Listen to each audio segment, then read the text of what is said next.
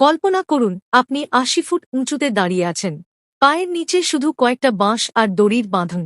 চারপাশে গভীর জঙ্গল আর সামনে তাকালে দিগন্ত বিস্তৃত এক অন্য দেশ। কিন্তু এখানে কোনো কোলাহল নেই।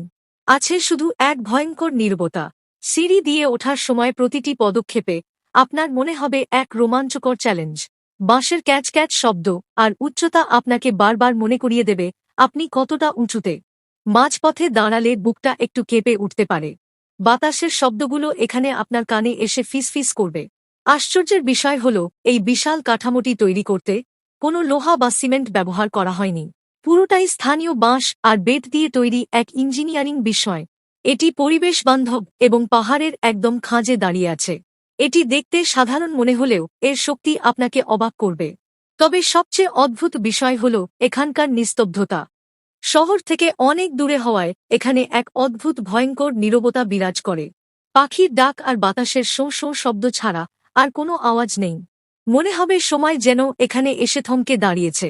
চূড়ায় ওঠার পর ক্লান্তি এক নিমিষেই মুছে যাবে। বাসের টাওয়ারের ওপর দাঁড়িয়ে আপনি নিচের সমতল ভূমিতে অন্য একটি দেশকে দেখতে পাবেন। মনে হবে যেন পৃথিবীর মানচিত্রের ঠিক ওপরটায় দাঁড়িয়ে আছেন। নিচে ঘন সবুজ বন আর মাথার ওপর মেঘের লুকোচুরি। অবশেষে বলি, এই অবিশ্বাস্য জায়গাটি হল এশিয়ার সবচেয়ে পরিষ্কার গ্রাম মেঘালয়ের মাউলিনং। আর এই টাওয়ারটির নাম হল স্কাই ভিউ টাওয়ার বা ব্যাম্বু ওয়াচ টাওয়ার। এই রোমাঞ্চকর অভিজ্ঞতার জন্য আপনি কি নিজেকে সাহসী মনে করেন? কমেন্টে জানান আর ভিডিওটি ভালো লাগলে শেয়ার করে দিন।